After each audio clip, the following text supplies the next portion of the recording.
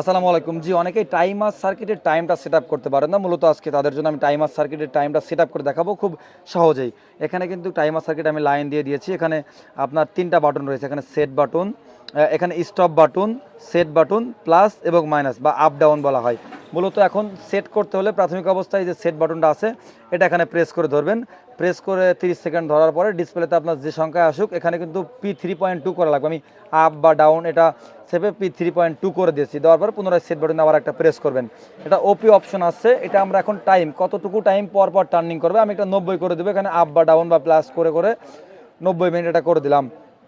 সাধারণত এখানে খেয়াল করবেন এই যে ডটটা আছে, ডটটা যেন 3টায় ডট থেকে আমাদের টাইম কত মিনিট পর টার্নিং করবে। আমি স্টপ বাটন প্রেস করে 3টায় ডট করে দিচ্ছি। এখন আমাদের পরবর্তী কত সেকেন্ড আপনি সেট বাটনে আর একটা চাপ দিয়ে ছেড়ে দিলে ওটা সেট হবে এবং কত সেকেন্ড টার্নিং করবে সে বিষয়টা আসবে। আমরা এখানে হচ্ছে 30 সেকেন্ড দিয়ে দেবো টার্নিং টাইমটা। 30 সেকেন্ড দেওয়ার পরে যে ডটটা আছে এখানে ডটটা এই কর্নারে থাকবে, এটা একটু খেয়াল রাখবেন। আমি স্টপ বাটন চেপে আবার ডটটা এই কর্নারে দিয়েছি, অর্থাৎ আমাদের এখন কত সেকেন্ড সেটাও সেট হয়ে গেছে। তার পরবর্তী আবার সেট বাটন একটা প্রেস করবেন, এখানে এলওপি লেখা আসবে।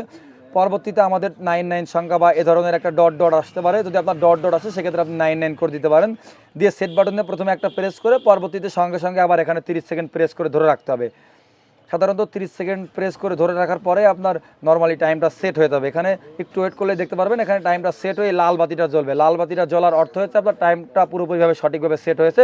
এখন এটা কমপ্লিটলি আপনি এভাবে সেট করে ব্যবহার করতে পারেন। ধন্যবাদ।